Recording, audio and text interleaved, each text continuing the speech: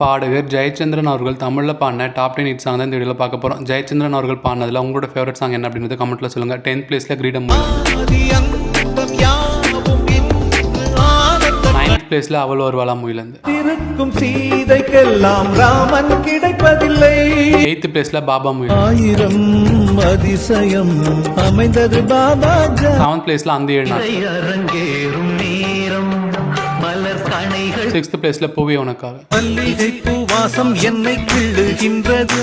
அடி 5th பிளேஸில் கன்னத்தில் முத்தமிட்டு, வாழ்வு தொடங்கும் இடம் நீதானே, 4th பிளேஸில் நானே ராஜா நானே மந்தி, எங்கினேன் சொல்ல தயங்கினேன் உன்னை விரும்பினேன் 3rd பிளேஸில் அம்மன் கோழி கிழக்காக, காத்துல சூடம் போல